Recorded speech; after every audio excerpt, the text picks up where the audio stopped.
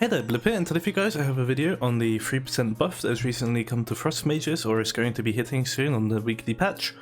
And I just want to talk about a few things. So this video isn't going to be too long, but I'm also going to talk about other potential things, whether Frost is going to be good or not now, and just more about Frost and why I think it is the most underrated spec right now out of all the specs in the game. Okay, so now I have a few things I want to show you. The first is we need to take a look at how Mage is performing after the recent buffs, and then we can use that information to kind of get an idea on how much that buff affected Frost Mage and what's going on. So if we look at the top 75 percentiles here for Mage, Frost Mage, you can see that Frost Mage, it used to be around the bottom, literally the worst spec actually, and it's been pushed up to close to the middle of the pack.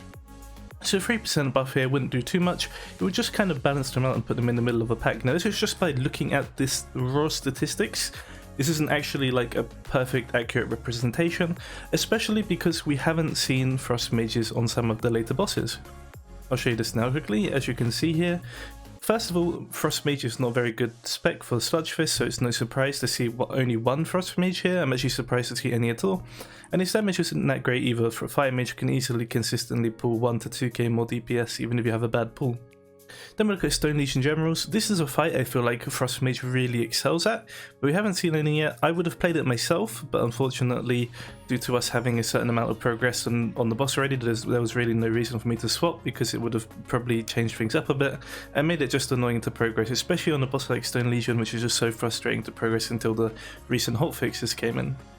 Inside Anathrius, again, I think this fight is actually going to be pretty decent for Frost, but I don't think it'll be better than Fire, simply because the last phase is the only phase that really matters, and Fire is just going to outperform Frost there.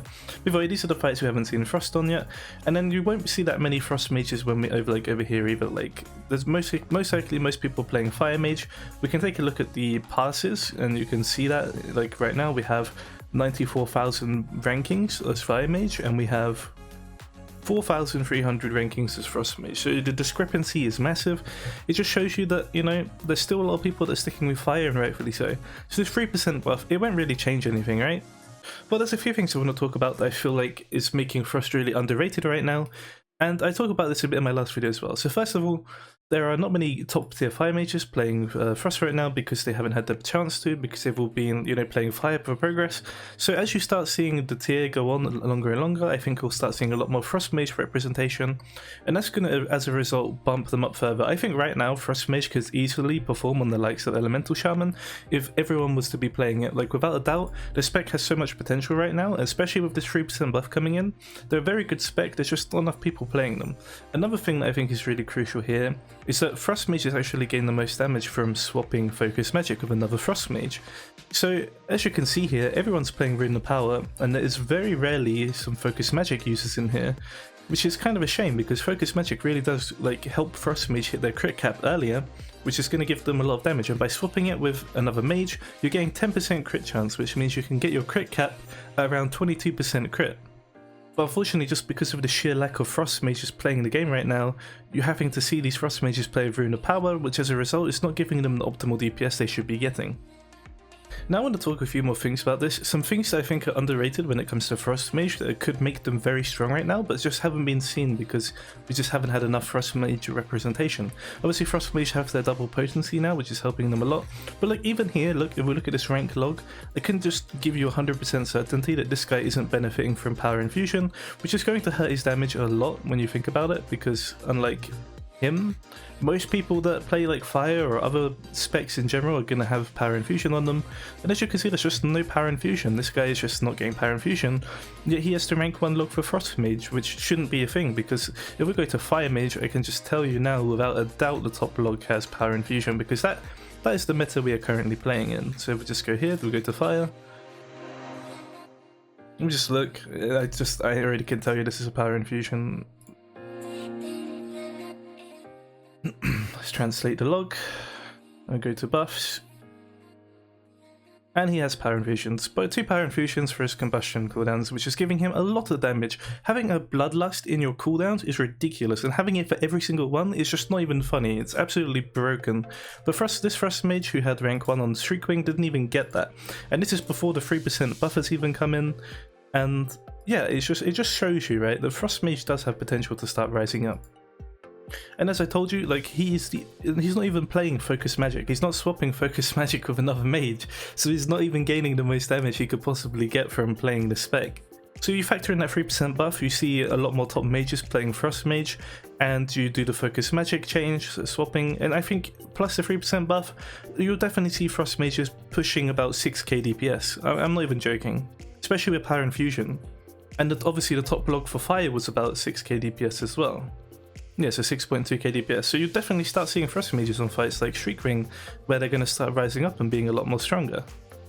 Another thing I want to take a look at here is so Blood Mallet is a very good website for looking at statistics, and as you can see here, we can go take a look at the Frost Mage legendaries, and we can take a look at how good they are in single target.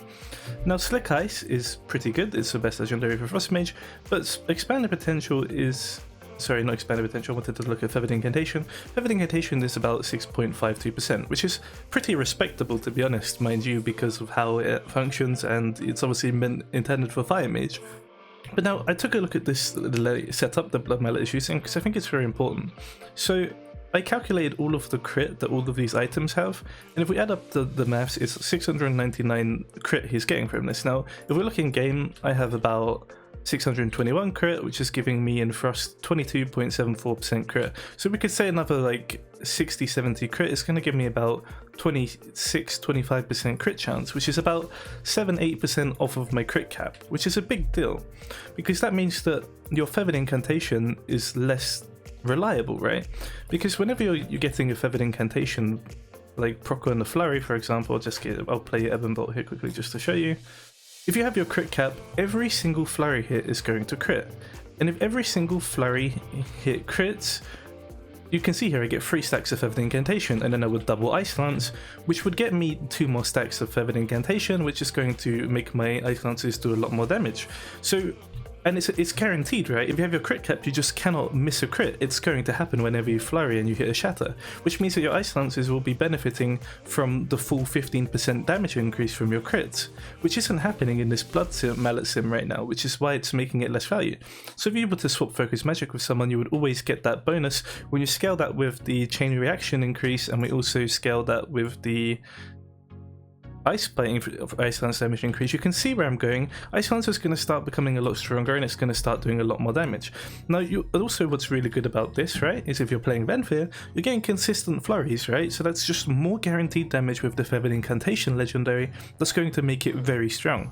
And I'm also just wanting to point out that each of your Icicle hits also generates a stack of Feathered Incantation. As you can see here, I'll do 1 Ice Lance, and you can see each hit isn't breaking. Okay, it's better to show you if I don't have all crits, because otherwise you're just going to see the Feathered Incantation not gaining anything from this. Okay, but we'll just show you here quickly. So as you can see, it's stacking up when I did some Ice Lances there, because they crit with my Shatter Cap. But if they didn't crit, because obviously I don't have 100% crit chance, I have just under 80%, I would say, whenever I shatter something. Those icicles could break my Feathered Incantation stacks whenever I'm, doing my burst or my flurry window. Whereas if I have the 33% crit cap for Frost Mage, those are guaranteed crits, which is giving even more value to the Feathered Incantation legendary, because all my crits are shattering, and I'm getting a lot of damage from that. And I feel like that's something that's really being overlooked right now, and I definitely think Frost Mage is just a completely underrated spec because of this. Add all those things I mentioned to you: Power Infusion, this extra 3% damage buff we're getting, the Venthyr Frost Mage with double potency with their Abyss Venthyr Covenant, the Feathered Incantation damage increase you're getting from having your 33% crit cap with the Focus Magic swap, and you can just see where all this extra damage is going to come in for Frost Mage that just isn't being utilized right now.